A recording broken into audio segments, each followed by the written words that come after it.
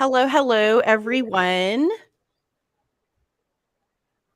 Welcome to Soul Underground and Mosaic Atlanta's very first virtual fundraiser. Yay! We need sound effects, Brandon. Let's make You that were note. so realistic that people will just be convinced that there were thousands of people there. Right, exactly. We We don't. really need a soundboard. We should put that in our to-do list. We need a We totally soundboard. should.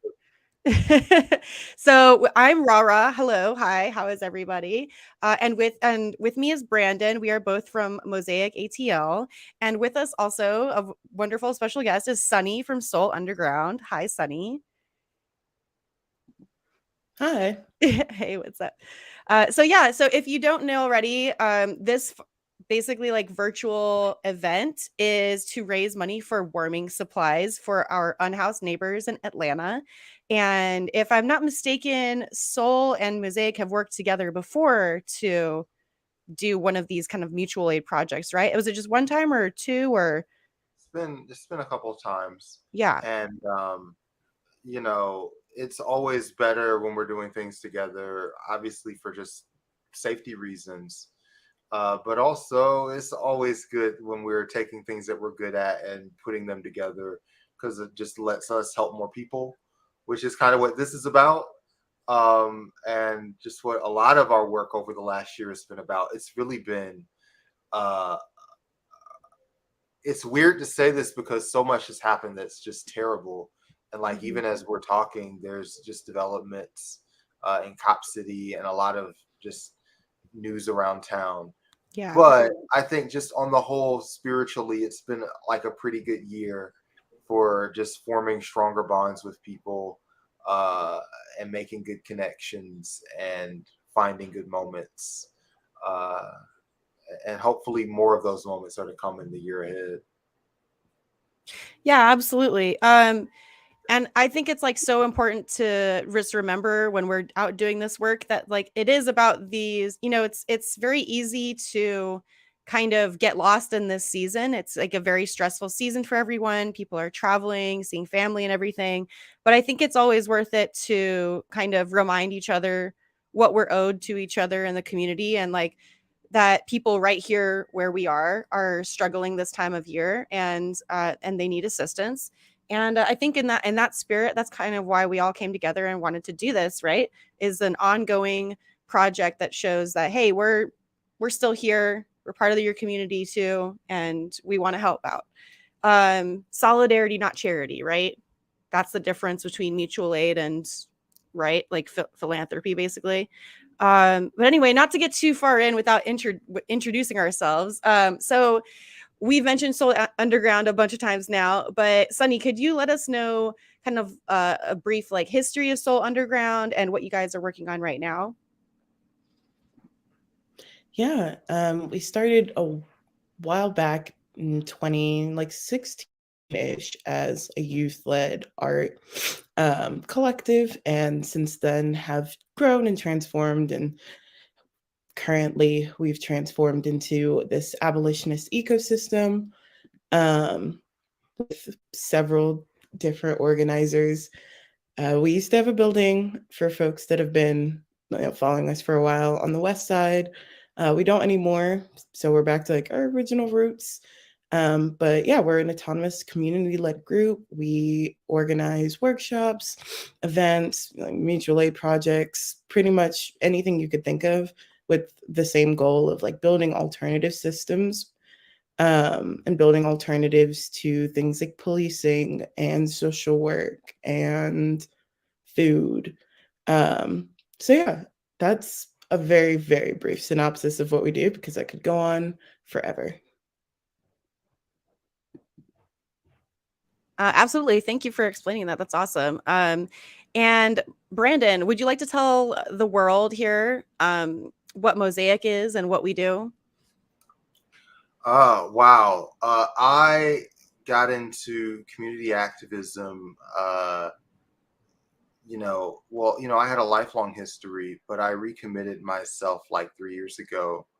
Um, and as I was plugging into organizations in town, I found that you couldn't, it was very hard to get the best of both worlds. There was one sphere of organizations that were really well funded, but were exclusively focused on national causes, and taking people's interest and diverting it to an election or a petition that was going to a really high up office. And there are also organizations in Atlanta that were neighborhood and community focused, but they didn't always have like tools and infrastructure to keep people from getting burned out. And I would run into like the same, 20 people that were doing things and were always really tired. And a handful of organizers in town uh, thought, let's make yet another one of these things. But we've had just such a great job taking just our combined many years of experience. We have a lot of veteran organizers in labor and abolition and mutual aid and so many other things, and just trying to make things where you can plug in and be part of a community and also plug out, um, and kind of engage in community activism in a sustainable way. And it's been a long project, but we make leaps and bounds pretty often, and we're all feeling pretty good about how far we've come the last, I don't know, year and a half. Yeah. Gosh, it's been like a year. Yeah, like a year. So we're like a baby organization, basically. So we take a lot of notes and we defer a lot to organizations like Soul Underground that have been around longer than us and are really tapped into the work. But we're also really interested in training new organizers because I think a lot of some of the issues we see in the community is we get a lot of youth energy around issues. We get a lot of like new blood coming in and being excited to work around certain projects, but then they kind of don't really know where to start and don't really, they're not like as confident, right, in developing their skill set or just going out and saying, I'm going to do this, right? Like we would love if everyone we came in contact to eventually felt so comfortable that they were out doing organizing like this, like fundraising projects just like this. Yeah. So that's kind of like where Mosaic does, I think, our best work. Like this past Saturday, Mosaic Comrades just hosted God, I always get this word wrong because I only read it. Pedagogy? Pedagogy. Pedagogy. Why can't I? I looked it up like 5 times before I even did this. But But it's a workshop on running workshops. yes. So And so they did a workshop on running workshops, which sounds ridiculous, but it's helpful. it's not ridiculous. And in fact, when you think of, any sort of mutual aid or organizing work, it relies on people that are already in the neighborhood and have been there for like a year, Yeah. explaining concepts to other people. So this is actually like really important and vital, and I hope that just in the years to come, it's stuff that like people who are here in Atlanta, if they want to learn how to do that stuff, it's in a format where whatever it is they want to teach, they will have more effective ways of doing it.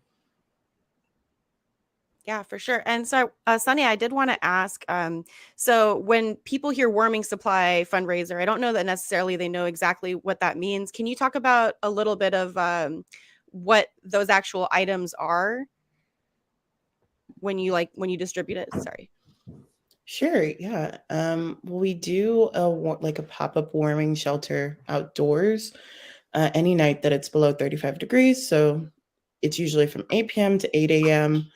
And like the supplies we bring out are, your typical winter stuff, like if you're going camping, um, sleeping pads, sleeping bags, tents, occasionally, like sometimes folks don't really like taking those, but hot hands. And recently, because y'all, we got folk to give folks like the personal tent heaters. And from what I've heard, those were a big hit and have been keeping folks warm. So that is going to be a priority this time around because, they're really expensive. So it's really hard to get a lot of those all at once. I was on mute like a boomer. which I Brandon's always calling me a boomer on StreamYard. So I helped produce your very first stream here on Twitch oh yeah, on this exact channel, and we were struggling with setting up like the mic and stuff. Even back then, yeah, the more things change, the more things stay the same. exactly. The same as our dealing with the intruding police state. Yes, yeah. Not to like bring the energy way down, but yeah, you know, I think Sunny, what's so great about Soul is just like the meeting people's needs, but also like being really cognizant of, you know, what those needs mean in the winter versus the summer. The tent warmers is such an amazing idea. And I gotta say, hot hands, which is if you've ever worked on like film crew or anything or worked outdoors in the winter, hot hands are a lifesaver. I remember one of my first jobs ever in Atlanta. I was an extra for the Jumanji movie with The Rock, and we had to film for like 6 days straight outside in like 40-degree rainy weather. And there were like people in bikinis and really like scantily like clad like warrior stuff. And they had to just be like, we were like shoving hot hands in our blouse in our pants anywhere we could fit them, and they were such a lifesaver. So if you ever have an opportunity to buy a bunch of hot hands all at once, just grab that. It's such a good thing to be able to just pass out on your own, like especially if you're in Atlanta driving around and you stop at like an intersection or something and people are, you know, asking for help. Hot hands is such a great way to help them out. Really, really awesome. We're still waiting on Paul. Paul was kind of waylaid a bit, which is fine, but Paul was going to do our history of mutual aid lesson, which if we don't get around to it tonight, that's okay. We can probably record it later. But Sunny, can you give us an update on where we're at with the donation goals? Because right now we're trying to get $1,000, right? Yeah. Yeah. So for tonight so far, like 70. not bad. Okay, great. Awesome. Yay. We need see another sound effect moment we could have had with like a Victoria sound effect thing. Nice, Brandon.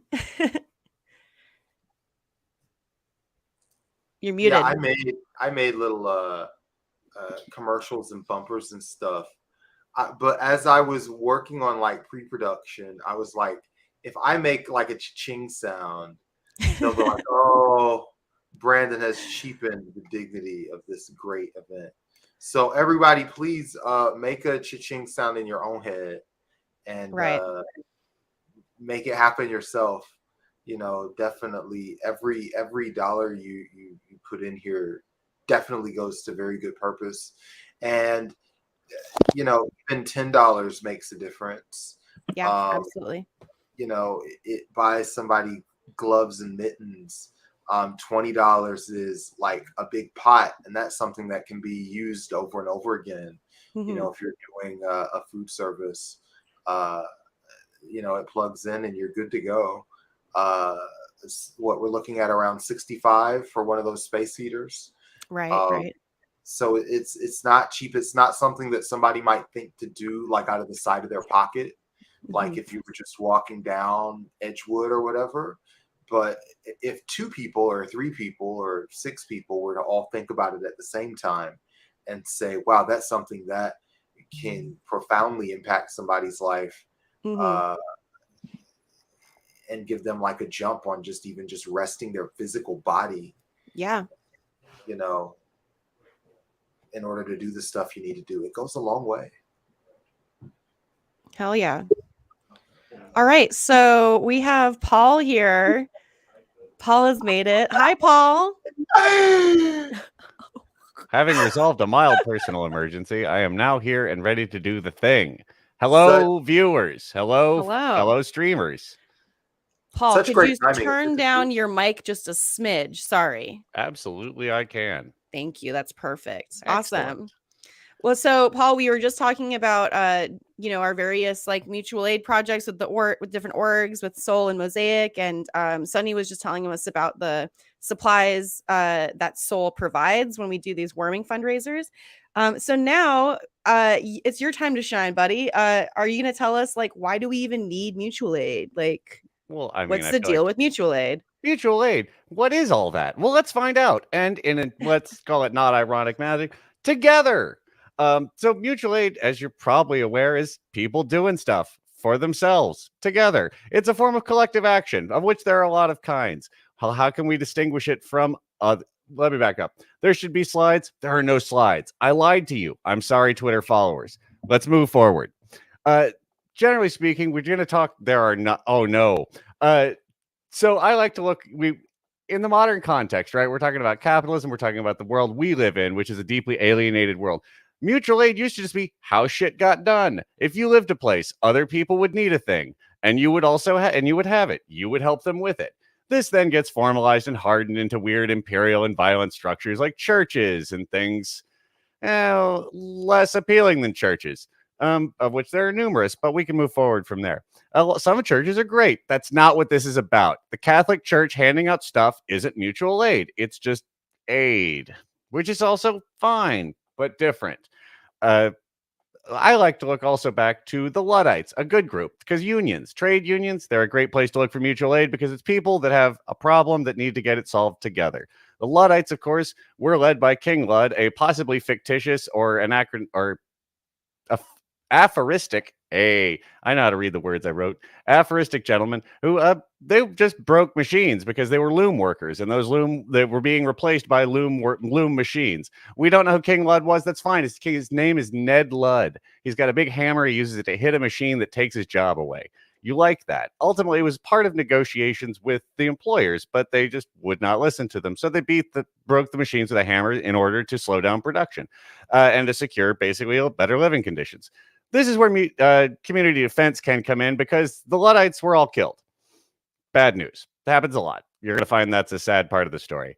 But again, if you looking to indigenous cultures worldwide, basically a lot of non-colonial structures, places where people like me showed up and ruined everything. People were doing this already. Otherwise, also, guys in big hats would make you do it. We talked about that earlier.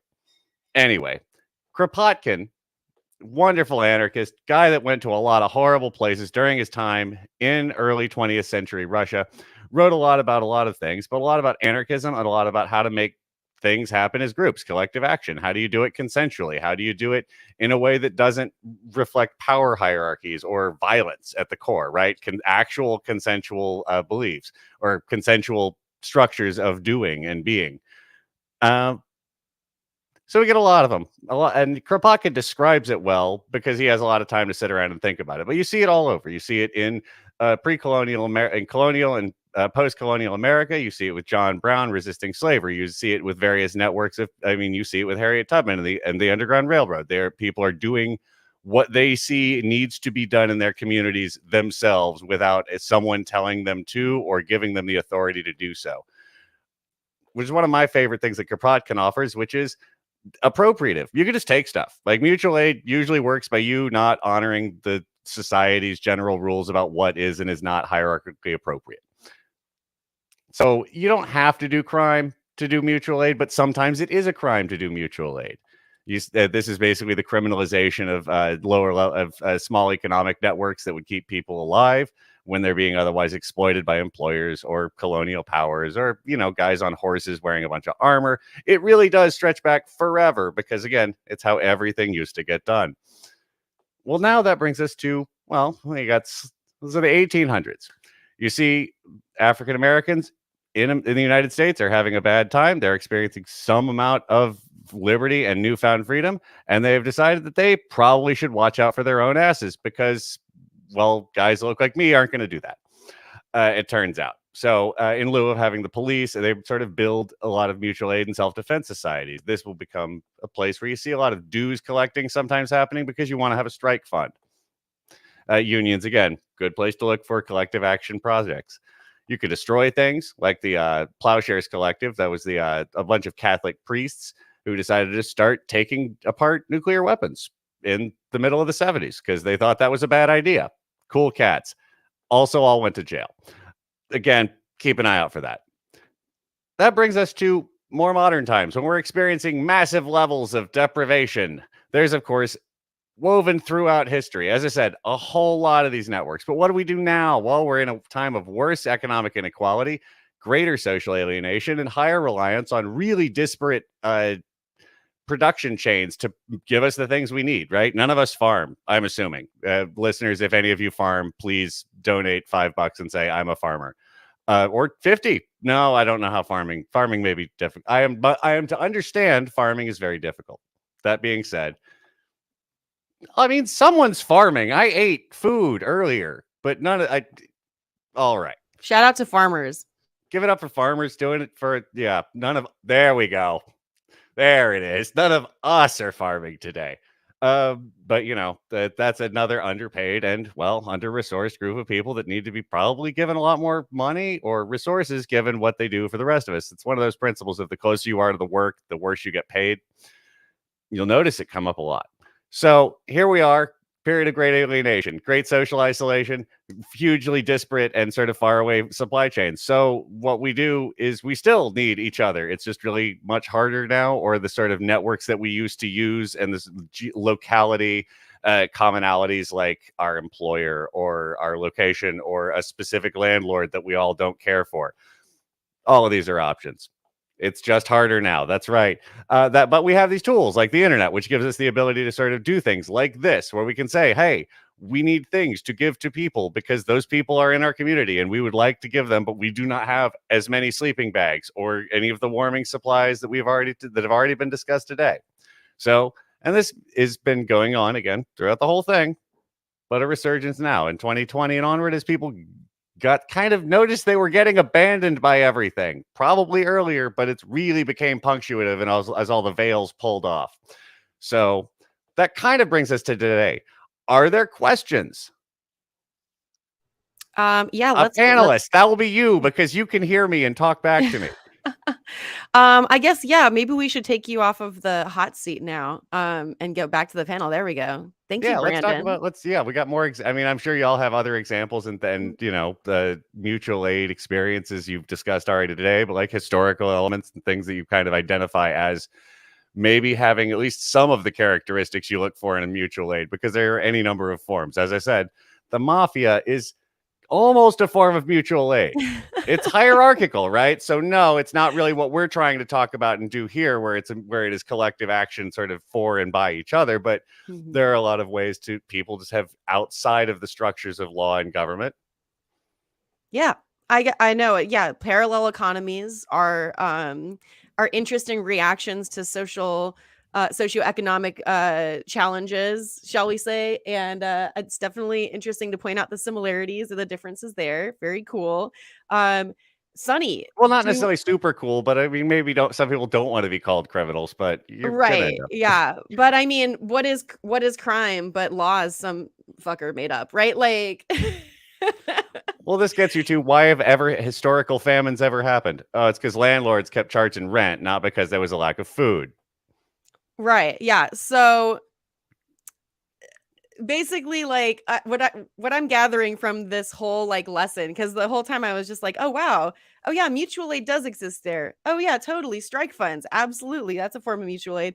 Basically, what it all comes down to is it's kind of like a cornerstone, like of being a person in your community and being, a good like being a kind person. Like nobody's saying you have to be the nicest person in the world, but like how many old like grumpy grandmas and grandpas do we know that are like the kindest people you've ever met through literally just taking care of the people in their vicinity? My grandma's very Catholic, by the way, so the Catholicism thing was really funny. But she's the most Catholic lady I know and complains about everything, but she also brings houseless people dinner and stuff and buys them coffee. And so like that is the spirit of mutual aid. It's like it's not about hierarchical donation structures. It's not about going through like what if we put all the money in one place and then had someone with a clipboard stand there and see if you deserved it?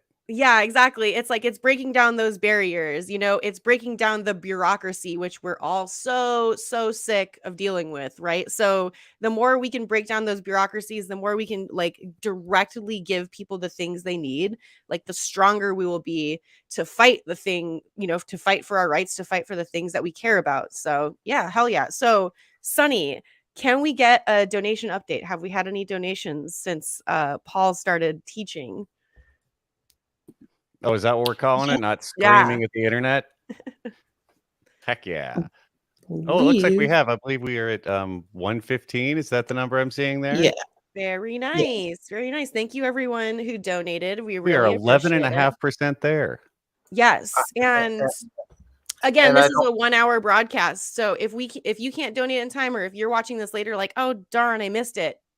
You can still donate. Money still spends. Money Yeah, still spends. cash gifts are always tasteful. Absolutely. Yes. And we will be replaying this and broadcasting this. So if you're like, "Oh yeah, I can't watch the whole thing, whatever. But I really want to hear about Pay It Forward." You can like skip to the end. It's fine. Nobody's watching. we're Um gonna we're gonna edit this kind of decently. So I hopefully. imagine people, hopefully, and obviously, when you're dealing with volunteers, not tomorrow is never guaranteed in the world of video editing. But Yeah. hopefully, like we'll have some nice bookmarks, and you'll be able to skip to the part of this that you love the most. But we definitely wanted to give y'all like a good entertaining hour. But also get that cash, hit that cash app. $5 to $10 makes a difference. Yeah. And don't be socially crowded by, oh, they only made da, da, da, da, because boy, we've got lots of experience doing this, and so many people will tune in over the course of the night and the week Mhm. that you'll be following us on Twitter as we update as people pile in here. Yes, Uh, absolutely. You'll be shocked to see what your community can but accomplish. Mhm. but we've Yeah. done events like this in the past where we would do like 8 hours or 6 hours, and most people donated just in the first hour and Mhm. would be like, we could have just rewatched that first hour over and over again. So we just learned, okay, we don't have to do all of that. Just let people know, and people do it themselves, which is so great. Well, it's like Okay. a lot of the movies we're gonna be talking about, and that they could end after like an hour, and you'd probably be fine. So speaking of which, Pay It Forward. Yes, Pay It Forward. Oh, what can okay, let me pull up the actual Webster's defines "pay it forward" as here, I have my little screen share thing that I can do. Here we go. Oh no. I'm sorry. I am a boomer about this.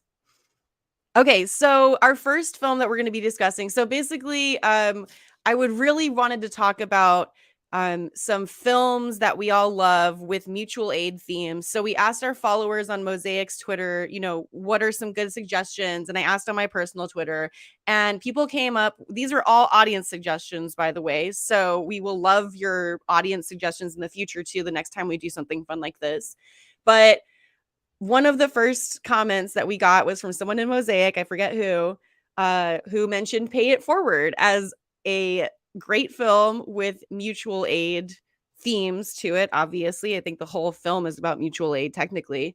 So Pay It Forward is directed by Mimi Later, and it's based loosely on the novel by Catherine Ryan Hyde. And it's starring Haley Joel Osment when he was such a little cute kid before he was in The Boys. Yeah. Helen Hunt. Yeah, this is the most 2000 cast you have ever seen in a movie. Oh yeah, let me tell Yes. you. Yeah, we got Helen Hunt, who plays a single alcoholic mom who's like struggling to keep it all together, basically. And then we get Kevin Spacey as Haley Joel Osment's teacher, and he's like his social studies teacher, basically. I feel like I speak for everyone when I say ugh. With the Kevin Spacey thing, but it's whatever, right? The 2000s were a different time. And this movie, I think, has redeeming qualities that we can look past Kevin Spacey. Like Helen Hunt's haircut. That's a banger. Look at Helen those Hunt was bangs. she was rocking a look in this, and it's such a specific like Las Vegas mom look, and I really appreciate that about her. So if you haven't seen this movie, I feel like everyone's seen it, but then I don't know what film education is like for the younger gen. So I'm just going to go ahead and do a synopsis. So basically, this is a story of a social studies teacher who gives an assignment to his junior high school class to think of an idea to change the world for the better. And he's like, but you have to put it into action. So Haley Joel Osment's character, he sits back and he's like, how can I really change the world? And he decides he's going to come up with this system called paying it forward, which is basically you choose 3 random people in your life and you help them, but you help them in like such a big way that it completely like alters the course of their life. So it has to be like a big So like singular really action. Yeah. effective altruism, you're saying? No, we're not. That's not. Don't you say those words to me. So he brings us to his class, and then the whole movie is about basically the results. Like it becomes like a viral TikTok basically for the youth out there. It's like a viral TikTok about like doing good deeds. And it blows up, it goes around all the country. And it's a really touching movie. I don't know if you haven't seen it, I won't ruin it for you, but it's got some gut-wrenching like themes and situations that I feel like will resonate with a lot of people. It turns out one of the people they paid it forward to was Osama bin Laden. Sorry, 2001. 2000 is headed out for you. No, that's all right. So this is great. This is that, right? This is kind of the logarithmic growth of community assistance, but also somebody made him do it. The threat of violence in the form of Fs. Yeah, he was like threatened with a bad grade or something. I mean, it's the assignment is to do the thing. So like he is like compelled to engage in this mutual aid, but still, I mean, I feel like, yeah, you could probably get out of that in front of the school board. Well, these days probably, yeah. But I want to point out John Bon Jovi is also in this fucking movie. Oh my God, he is in this movie. And doesn't he play like the stepdad, the shitty stepdad? Well, I mean, he's typecast as John Bon Jovi, so sure.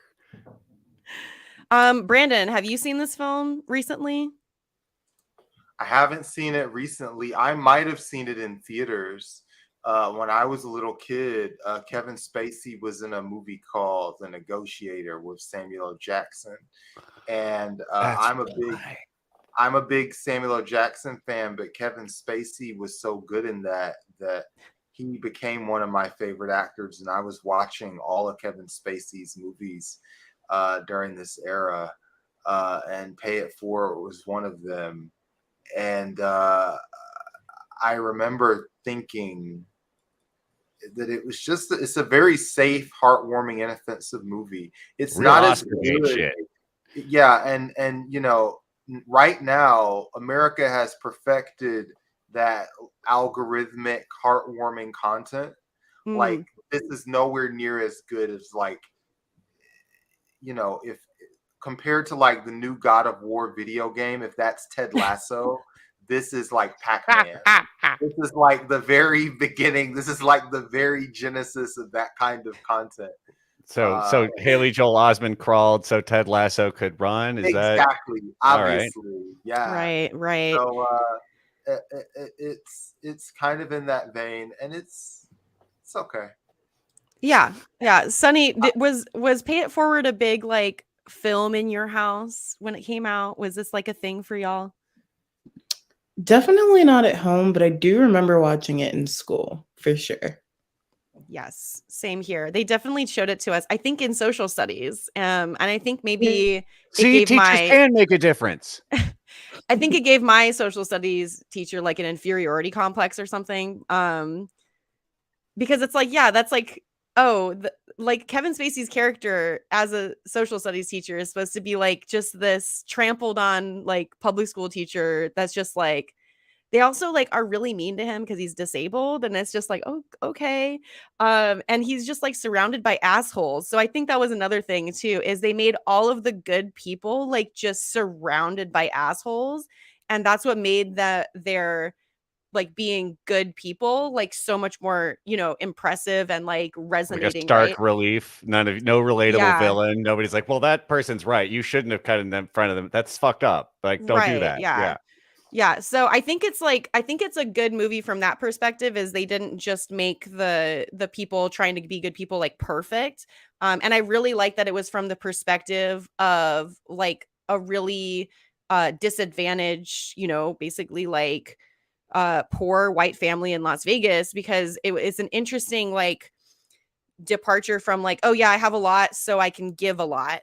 Whereas it's like the spirit of mutual aid often does come from like a place of like horizontal like resource sharing, right? So it's like you figure out what resources do I have to give and let me give it, because some of us have time and no money, and some of us have money and no time, and then some people, you know, there's been times in my life where I have no time and no money. Like, so it's like we're all going through these fluxes, and it's important for us to kind of like always be assessing where we can give and when we need to ask for help, basically. So yeah, I think it's a good movie in that regard. I will So say, I will throw out that I've been told it has negative effects because when you do that at a drive-through, like everyone seems to have made the thing they do, it really just fucks with the ordering process. It makes everything stupid. That being said, the scale of that is not what the movie proposes, right? It is not saying right. buy a coffee for the car behind you, but that is like my manifestation, my like the one of the material manifestations this has had on life is Right. that. Which so chime in with donations and complaints about how I'm wrong about how coffee drive-throughs work in the comments. Please don't listen. Speaking of our lovely comments, okay, we got a bunch of folks here tuning in from YouTube, it looks like. And Sunny has updated us that we are at $145 for mutual aid. Whoop, whoop, whoop. Where's the hip hop air horn effect? I'm gonna have this ready for the next time. Yeah, yeah. God, I wish I were I an think it's more like analog Foley guy. I can't do it. But yeah, good job everyone. Thank you so much. This is like really awesome. We love being here and we love riffing for a good cause, don't we? It's the only way to Speaking convert most of my skills into money. Speaking of riffing and being fabulous for a good cause, let's talk about the 1990 film Paris is Burning, which was another recommendation for great movies with mutual aid themes. And Paris is Burning is a 1990 film. It was directed by Jenny Livingston. And the theme or synopsis of this movie is basically it's about drag and house culture in the 80s, I believe, like in the late 80s. And it was actually made over the course of 7 years. And it featured a bunch of different, like now famous drag figures and house figures like Willie Ninja, Pepper LaBeija. I'm saying that wrong. And Dorian Corey. And it has like it's all about like drag culture and just how drag performers and queer people supported themselves and each other in New York City under like really, really fucked up conditions. And it is just a really great film. I actually started watching it this past weekend, and it is just so it's done documentary style. So it's basically like a documentary. And it is just like such a powerful film because it really teaches us that like mutual aid can come in the form of like art and performance, which I think is like such a cool thing. Brandon, what are your thoughts on merging performance and activism? It's so funny that the people who I've found who are like really skilled at activism tend to also have some sort of side job in performance, because most of activism is about making a one-to-one connection with a person, and it's like the same stuff that we do like from day to day, whether it's writing a message or communicating with somebody visually or talking to somebody. And all of these tools are just ways to get people to think more holistically about themselves, their place in society, and stuff like that. So it's no surprise that people who do that tend to also be passionate about art. Um, a lot of artists, a lot of writers, uh, just in the same way that there's like a lot of programmers. I think everybody has some sort of skill that they'd like to be a performer in or would be good at performing if they didn't have a job that sucked up all of their time. So I think most people, if you told them they could do anything they wanted to do for free during their week, there probably would be some part of their time that would be spent writing or designing or drawing or creating. And I think that that's kind of just a natural part of the human experience. So it's not a surprise that people do that through their activism, especially because the freedom to do that kind of stuff has always been under assault. When you look at just the act of being joyful in marginalized communities, it's always been. I mean, just me speaking as a Black person, any place where you're happy is always politicized. If you're eating watermelon, people will make a degrading cartoon about it. Like, and watermelon's free and anybody can eat it. So obviously culture is something that's exploited and used as a source for hostility, and has been for years, let me tell you. Yeah. And I think that's what's great about Paris is Burning is, it really is about like the resilience of like Black and Latinx. How do you say it? Is it Latinx, or I only ever read this phrase and I feel like I always get it wrong. It's because it's not designed to be said. It can't be said. It has an N and an X. It's a weird. It's not. I'm gonna get roasted about it later. It's fine. It's okay. You guys can make fun of me. Latinx. Is it Latinx? But, yeah, I feel like that's wrong, but it's okay because we can just be wrong together. Correct. Okay, so basically what I wanted to say is like Paris is Burning is great because it has that spirit of like performance as community and performance as resistance. And also it's like they do talk about queer joy in under these like horrible circumstances of like people just shunning them and blocking their rights and like full on like being totally hostile to who they are as just human beings walking around. And so when you are just radically yourself, that is a form of resistance. So I fucking get it. Like it's great. Watch Paris is Burning. It's really a great movie. I'm doing a good job of like selling it. Fascists have always understood the power of aesthetics and the power of crushing your aesthetic under a boot. In addition, because like the way the ideas are expressed and communicated and shared with people are generally through the arts. And if you're going to say, "Oh well, stop thinking that," it's probably best to get whoever's painting it or dancing it or make them stop. So usually, I would say support anyone who's being yelled at by the cops. How can we watch that movie? Is it on a streaming service? Mm-hmm. Should we just buy it from a local video store? How do we watch Paris is Burning? Okay, I can't remember how I was watching this film, and I think I was going off the old bay. We're going to say there's a lot of ways to engage in mutual aid, like sharing media. Like sharing media. Yeah, however, I would like to pay the creators of this particular movie because it's probably a lot more directly relates to them than others. It's on HBO Max. Anyway, I also just want to bring up some helpful comments from Sunny, who says we can also say Latine. And then Lindsay has said it's Latinx. So it's like, thank you all for being so helpful and educational for me as someone who just reads too much and doesn't watch enough documentaries, I guess. And then, also there was a great comment from Ryder, and we'll show it now.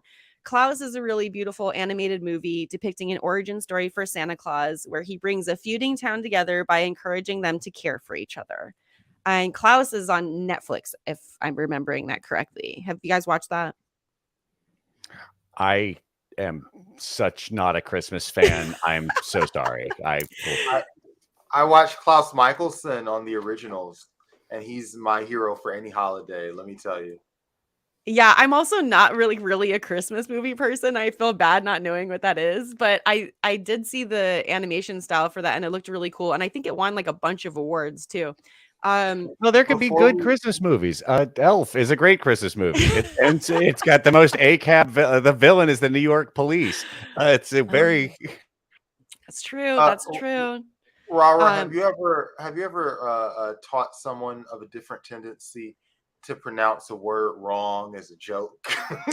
no, because I think that's mean. And I'm Right. gullible also. So if you tell me something is pronounced a certain way, I'm like, oh, Yeah. okay. Let me say it that way for the rest of my life Well, until why would a someone person corrects me. mislead you, Rara? Yeah, why would you mislead me? I'm so Sunny, gullible. welcome back. Hello. Hey, Sunny, welcome back. Okay, so I think we're running a little bit low on time, which I'm actually pretty happy that we're filling so much time. It's great. And then we'll have more to talk about later and maybe even do some deep dive film analysis on these films at another point in time if there's enough interest. So I will get through these next two films to talk about that were also, again, suggested to us by people who commented on the Mosaic thread or my Twitter thread. So the next movie with a mutual aid theme is Harlan County, USA. And it was released in 1976, and it's a documentary directed and produced by Barbara Kopel. And it is an American documentary that covers the Brookside Strike, which is a 1973 effort of 180 coal miners and their wives against the Eastover Coal Company in Southeast Kentucky. So it is literally a really great, like, pro-union, pro-community, pro-mutual aid film. And it actually won the Academy Award for Best Documentary at the 49th Academy Awards. So it's like, and it's on Criterion, by the way. Support Criterion. They're actually good. So you can watch it on the Criterion channel. And yeah, it's a pretty gritty looking movie. Like, I've only really had a chance to watch a little bit of it. But I would definitely check it out. It's really like, it's almost like the spiritual opposite of Paris is Burning. Because it's like, it's a totally different demographic of people, but it's got some really similar themes around, like, how did this community work together to make this strike possible? How did they work together to make sure their needs were met during the strike? And like, they were dealing with really hostile a really hostile CEO and really hostile corporation that was like poisoning their freaking town. And they ended up like winning their strike, actually. I think it was like 2 years later. So yeah, that's a great movie to check out. Has anyone seen that movie? I have not, but as it comes in at an hour and 43 minutes, I'm definitely going to check it out in lieu of watching half of any given Marvel movie. There you go. I've, Yeah.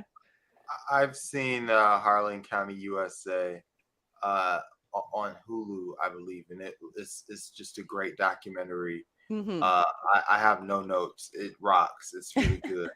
One thing that I will note is that this is an example, and in the same way that we were talking about drag culture, of mutual aid that's being formed in the wake of, and you can also see this in Black liberation movements as well, that are being formed in the wake of like violent repression. A lot of why that stuff was set up was because of just the physical urgency of the moment. Like, there were people that were trying to like actively exterminate these guys, and so it was just community aid was even more important because of that. Yeah, totally. And Sunny, do we have any updates about the donation total? How are we doing with that? Let me do some quick math. Oh, sure. Well, I'm sorry. I didn't mean to that, spring that on you. no, that's good though. That means the number's higher than it was before when we asked. Because if there wasn't any math, we'd just be like, yeah, it's 145 some more. So that's cool. Thanks, donators. Yeah. A lot of mustaches in the trailer for Harlan County, USA, but it is the 1970s in Kentucky, so that's It's a strong mustache representation for sure. Yeah, I feel like we're on Deadwood now. That's a different part of the country. We're it's just the mustache era back then. I think they're coming back for men. I'm just like, for masked people in the year 2023. I think the big handlebar mustache is going to be like a for sure hit. Just, you can quote me on that. I'll put money on that trend. make sure you I get a think- good seal on your mask, folks. You don't want it to come too far. You got to tuck it in. Right. I Exactly. think the plan for that is first grow out the mustache, then quote Rara. Exactly. So Sunny, do we have an update? Yes, we we still are at mathing? 150.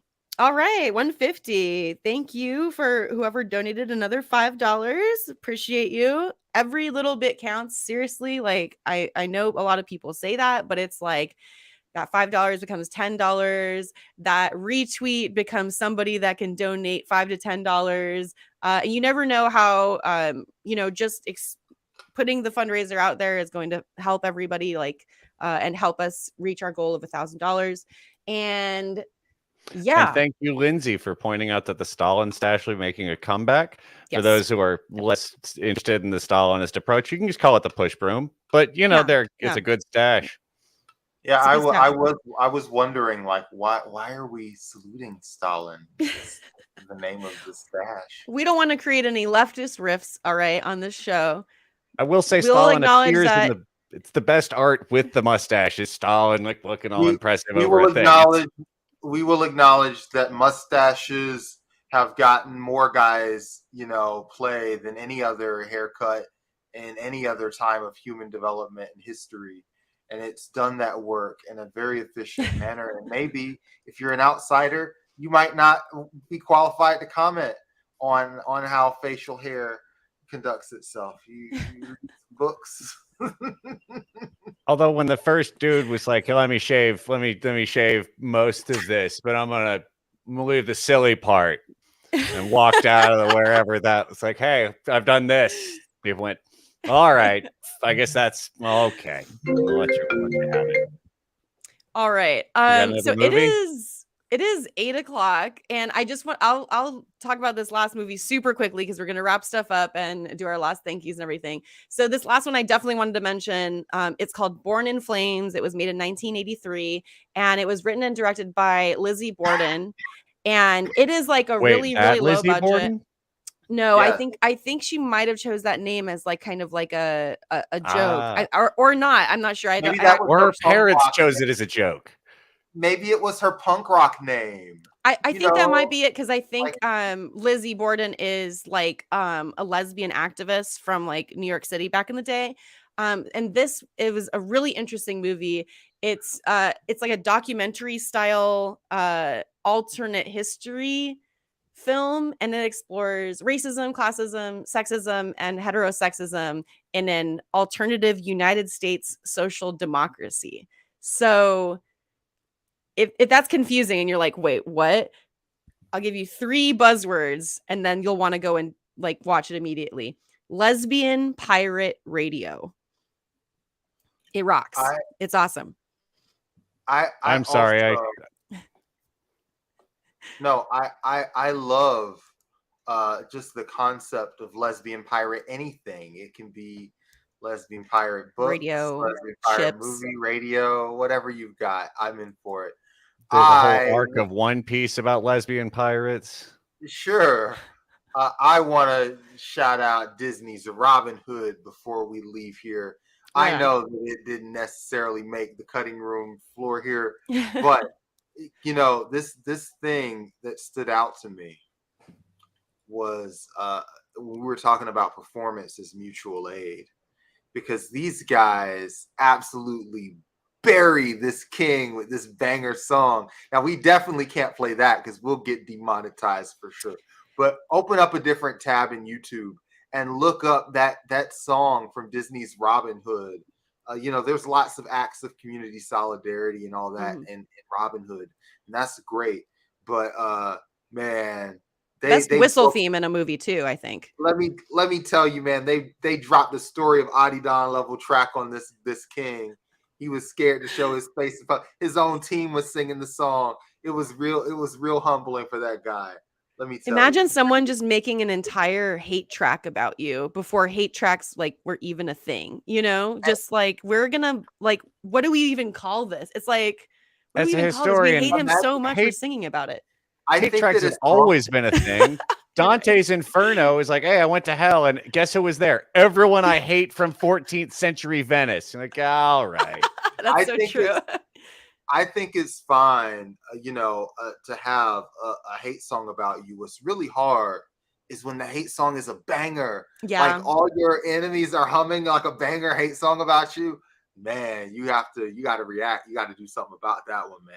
Sorry, Yeah. boss, it's catchy. I don't know.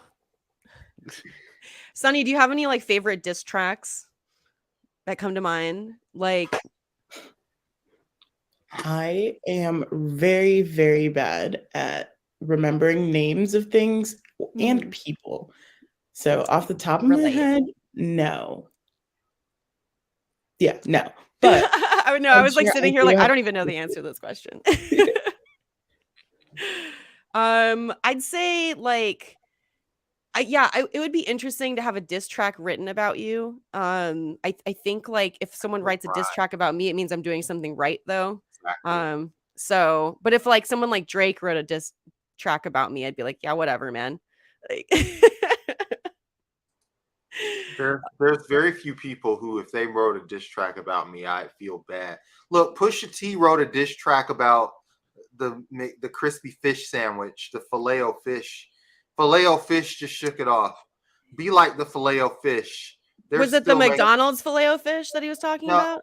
nah, Or just in Arby's, general? No, it's nah, Irish Arby's, activist Filet-O-Fish. Is it? right, exactly.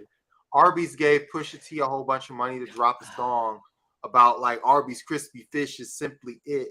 I might get copyright struck just for that, but yeah, and he's rapping about how the filet-o-fish sucks because it's just one little thin patty.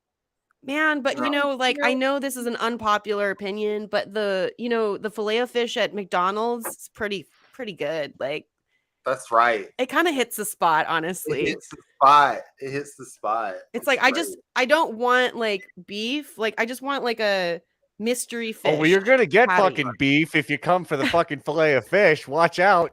Do you want to Maybe know a little- why? That's one random fact that I know about is why Arby's paid Pusha T to do that is because he wrote the McDonald's jingle and they didn't pay him enough for it.